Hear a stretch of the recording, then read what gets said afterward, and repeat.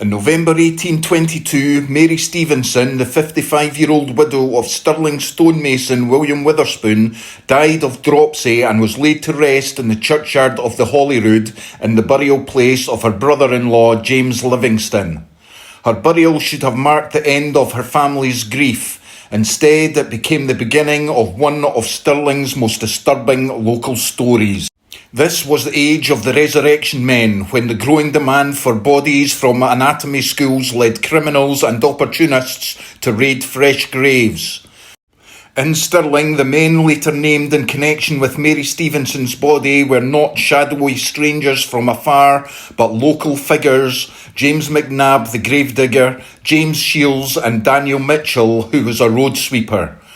According to the surviving local accounts, they returned under cover of darkness and exhumed Mary's body in order to pass it to John Forrest, who was then a medical student seeking a corpse for dissection.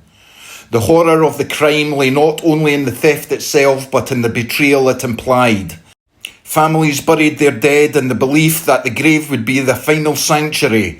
In Mary Stevenson's case, the violation was said to have come at the hands of men who knew the burial ground intimately and understood exactly how to work unseen.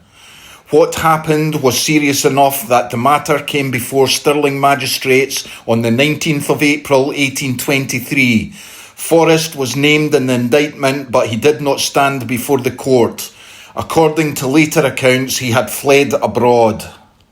Mary Stevenson might have disappeared into the long history of ordinary people harmed by an ugly trade.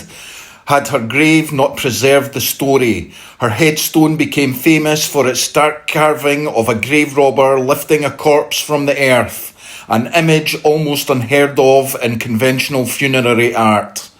It appears to have been intended not merely as a decoration, but as accusation and memorial, a permanent record that the dead woman buried there had not been allowed to rest in peace.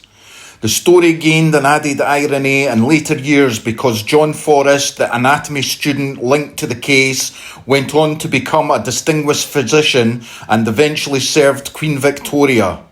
That contrast between a dishonoured grave in Stirling and the later eminence of the man associated with its violation is one reason the tale has endured.